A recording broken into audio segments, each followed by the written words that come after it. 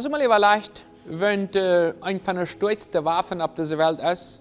Wir sind in einer Zeit, wo man viele Waffen hier und redet in diesem Land, Atombomben, Raketen, Flugzeuge, allerhand Gewehre, Drohnen.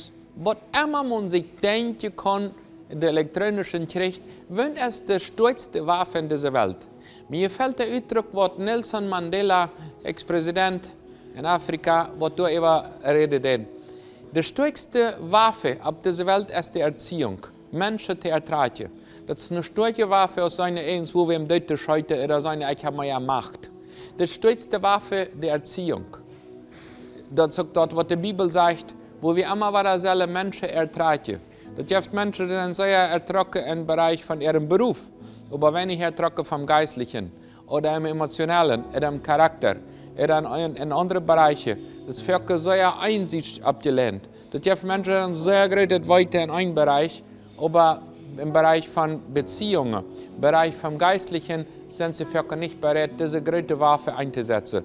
Das gibt Mamas und Papas, und da steht die Kinder im Prozess zu ertragen, ist die letzte Waffe einfach in die Handstellen und zu brüllen und zu schreien und seine dem sollte, die vollgeben, dass er nichts ist. Das ist der Waffe. Ich will diese utbrüllen, dass die eins von die vollste best nichts an dein Leben. Die Bibel sagt uns in Matthäus Kapitel 28, Vers 19 wieder, darum geht han und dort alle Völker lehren, dass sie taufen im Namen vom Vater, vom Sohn und vom Heiligen Geist. Lehrt der Heilige alles, was ich ihnen gesagt habe. Und ich will ihnen bei ihnen sein, alle die Arbeit am Welt ein. Die Menschen lehren der Heilige.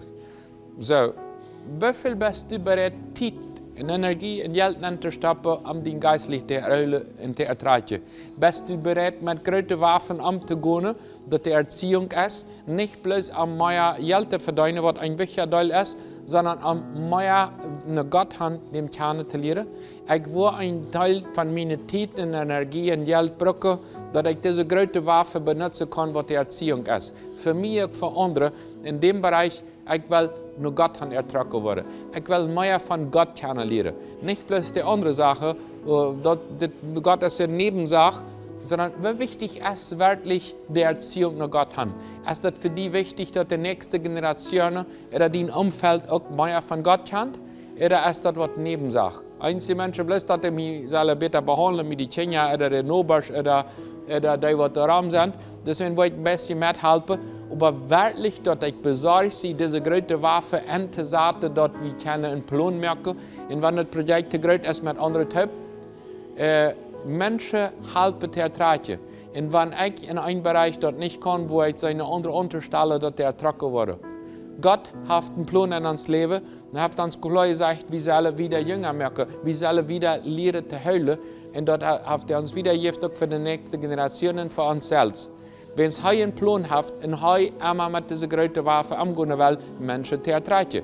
Das ist nicht so böse, einmal bumm, dann ist das alles, sondern das braucht einen Prozess. Aber das ist ein, was mehr halt, das eins, wo wir immer kaputt merken und frisch anfangen. Kaputt merken und frisch anfangen. Gott möchte uns wieder daran sehen, dass er so viel wichtig kann, erhöhen worden an unsere Worte, dass wir einen Prozess tun, durch Predigten, durch Bibel lesen, durch verschiedene Erziehungen, am besser kennenzulernen.